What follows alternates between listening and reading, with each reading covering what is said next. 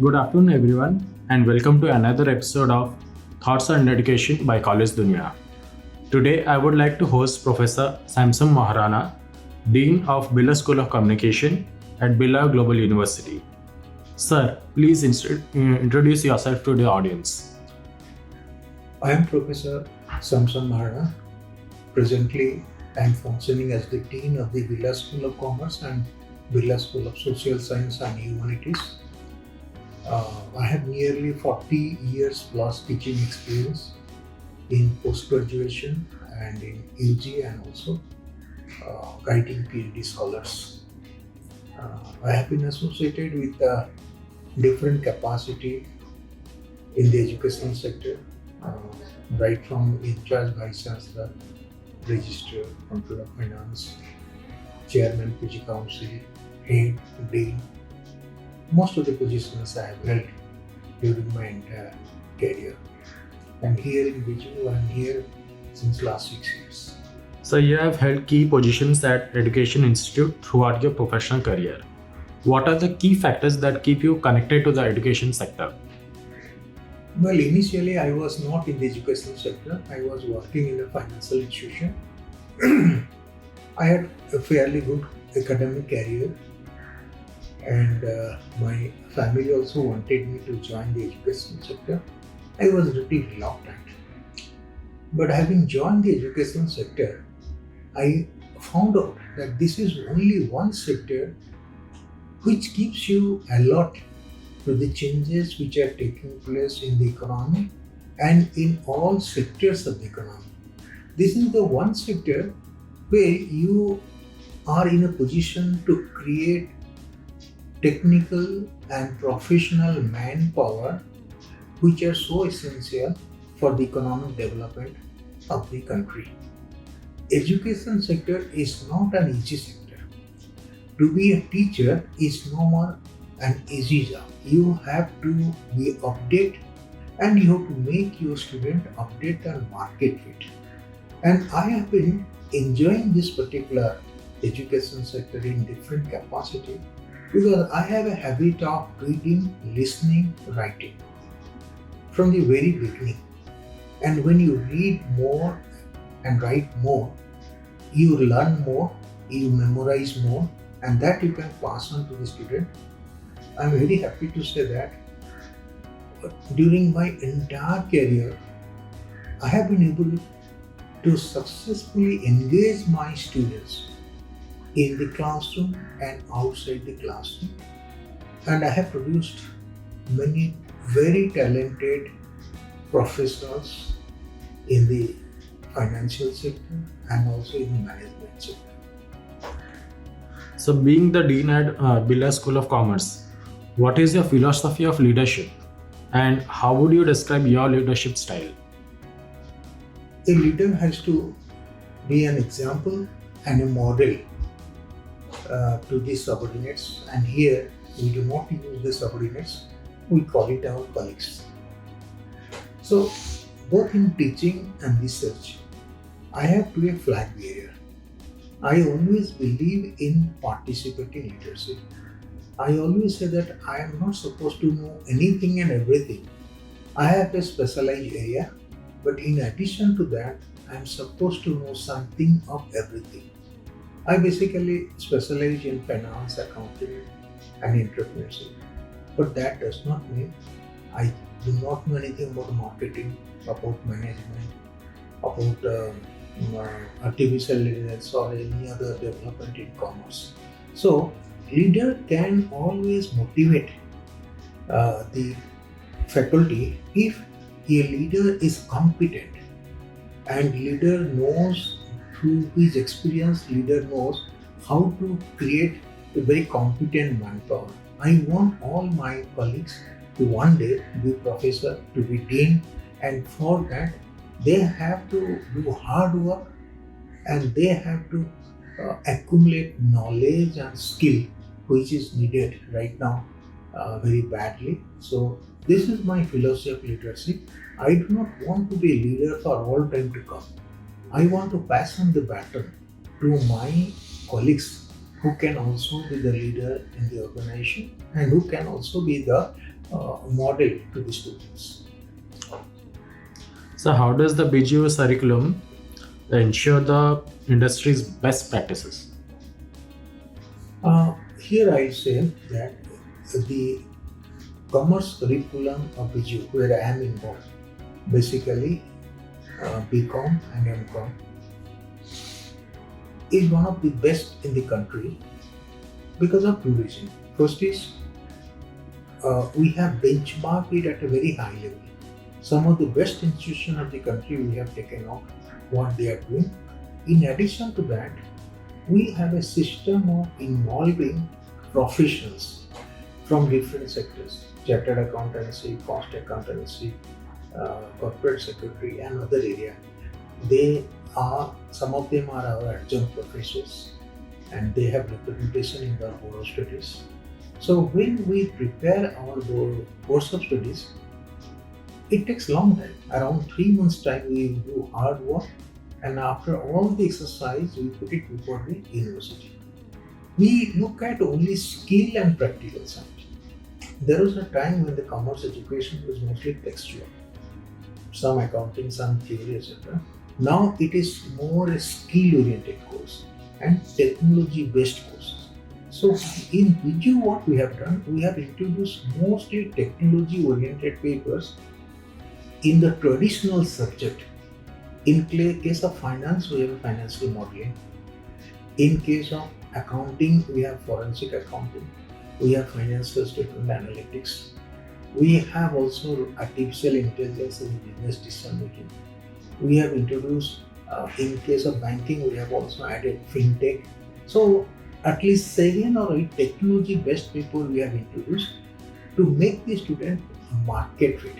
And that may be the reason why the department has an excellent track record of placement, both summer placement and also final placement. So, what do you think about your roles and responsibility to the students and institution? Rules are there. There are some written rules, there are some unwritten rules. Since I have been in the teaching line for the last 40 years, as I said, most of the rules and regulation, I know it, and I have been involved in preparation of rules and regulations. So I do not just look at the written rules and regulation which needs to be adjusted with the reality of the situation. So in the department we have some structured rules, and at the university level also for teaching, research, etc. or extension activities, we have also some written rules. But rules makes one rigid.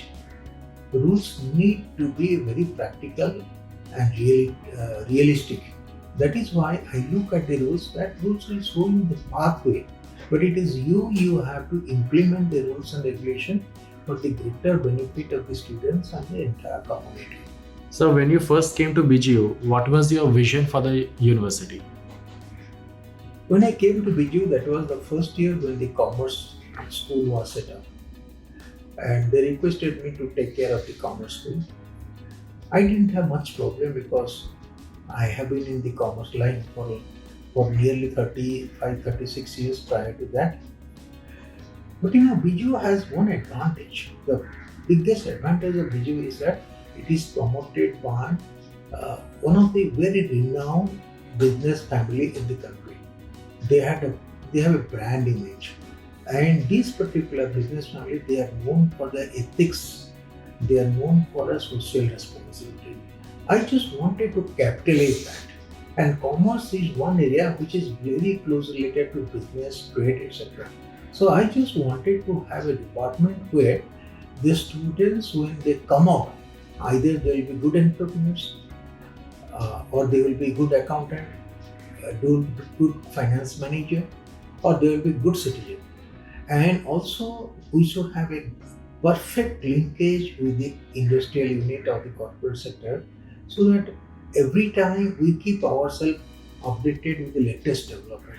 And Birla Global University, because of its linkage with the corporate sector, it has helped us a lot in rapid growth, which is not possible in case of other institutions.